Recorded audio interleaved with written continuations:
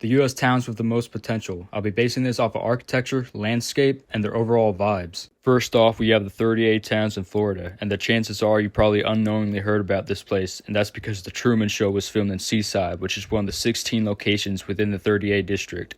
Now these towns get their potential from their location on the coast of the Florida Panhandle, and their unique and charming architectural design in which most follow this modern harbor style.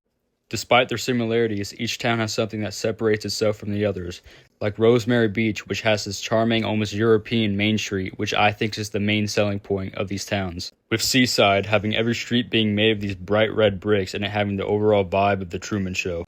And Alley's Beach, with this being the most unique in its architectural style, with every building being a white Spanish colonial.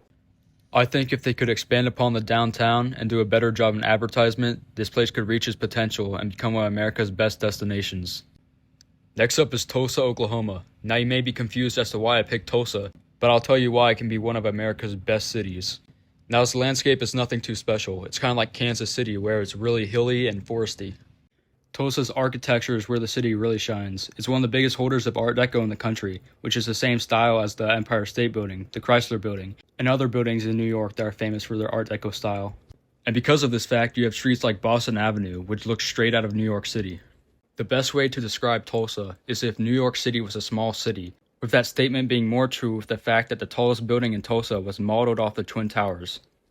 The only things holding back Tulsa from being one of America's best cities is its lack of transit, its lack of entertainment, and underwhelming downtown.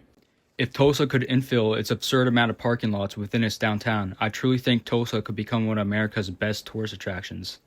Next up is Astoria, Oregon. Now this place was originally supposed to be what modern-day San Francisco is now. It was a major port back in the 1800s, but it failed to become a large city due to its rough waters.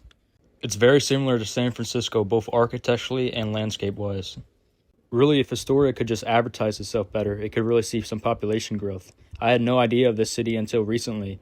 So maybe with better advertisement, the city of Astoria could see a large population growth, mainly from the city of San Francisco, due to the large decrease in the California population. Next up is Jackson, Wyoming. Now Jackson's already a large tourist attraction, but is prevented from becoming a large city due to the high prices and the low amount of jobs.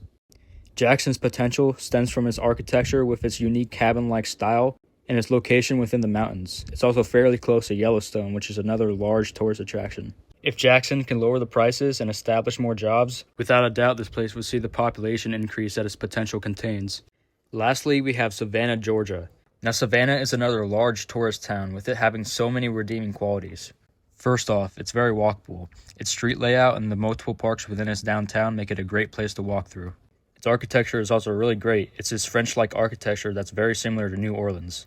The best way to describe Savannah is that it's like the historic district of New Orleans. From its rich and historic architecture to its swampy landscape, this is a really great city with an even greater potential.